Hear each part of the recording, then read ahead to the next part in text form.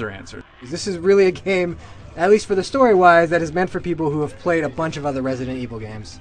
The first thing you'll notice with Resident Evil 5 is the game looks phenomenal. It performs really well, the environments look great, the scenery is just stunning. Obviously, this is on a new generation of consoles, and it's been built that way, so you get these amazing explosions, the fact that you can actually play online co-op, have it run seamlessly. I mean, every once in a while there's some screen tearing, but for the most part, the environments are gorgeous. There's great texture work. I think this is one of the first current-gen games that can actually stand toe-to-toe with a game like Gears of War, just in terms of the overall visual punch that it has.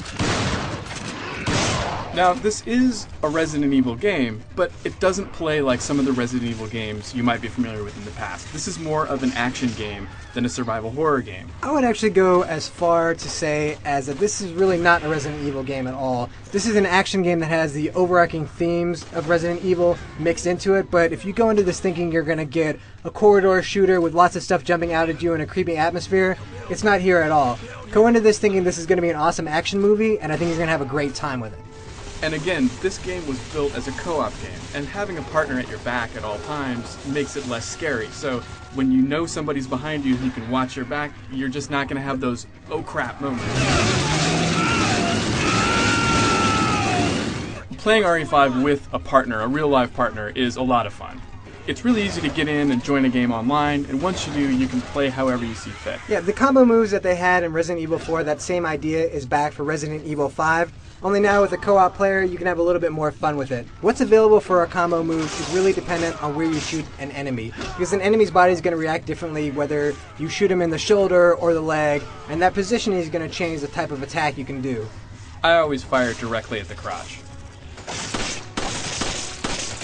Although RE5 is built for co-op, a lot of players will play by themselves, and when you do that, Sheva will be controlled by the AI. It does a pretty good job. Sheva does an okay job of getting out of the way and not being in your line of sight. She does tend to overuse ammo and overuse health, so you gotta kind of watch her.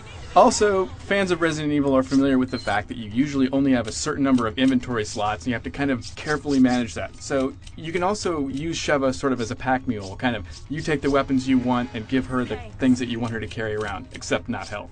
I need ammo. Take this! When you finish Resident Evil 5, you unlock this really cool Mercenaries mode, which is just you against a horde of zombies and you're racing against the clock to get as many points as you can. It's similar to the mode we saw in Resident Evil 4, and it's a lot of fun in RE5. The Mercenaries mode really shows the one feeling of the campaign, and that is the Mercenaries mode is an incredibly intense adventure where you're always worried about how much ammo you have, you always feel like you're about to die, and you always feel overwhelmed, and that's whether you're playing single player or co-op, and there's really none of that feeling brought into the campaign mode itself. And that feeling that Hill was just describing is that classic Resident Evil feeling of always on the edge, almost about to die, almost a crisis, and it's kind of strange that the only time you feel that really is in the Mercenaries mode in RE5. Resident Evil 5 is a great action game, but I'd say it's not really a Resident Evil game in the traditional sense. Now this is a game that I never got bored with. You know, there was never a moment in Resident Evil 5 where I kind of said to myself, I just wish this was over. It's from start to finish, I just wanted to play more and more, and honestly, the minute that I finished it, I said to myself, man, I can't wait to go run through back again, you know, with my shotgun with unlimited ammo or my magnum with unlimited ammo, and just blow the crap out of stuff. You're so cheap. However, I did find it was a little bit too easy, at least on the normal mode when I first played through. I really wasn't finding the challenge that I was expecting from a Resident Evil game. And that plays really into the whole idea that this is a game that just doesn't have that intense, I'm about to die feeling to it. It's that most of the time you can escape, you can actually avoid death the majority of time, and that's because, you know, if you get struck down and you're going to die, I can actually run up to you and heal you in a certain amount of time and save you, just like the way you could with Gears of War, for example. And it just, you always feel like you have a safety net. This may not be the game that Resident Evil fans expected, but it's still a great game.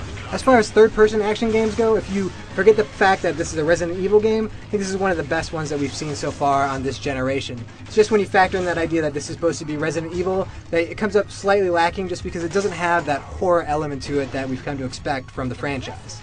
They've really taken Resident Evil in a new direction with this game, and if you were really looking forward to a kind of a new take on that classic Resident Evil feel, this will definitely fit the bill. For the full review, head on over to IGN.com.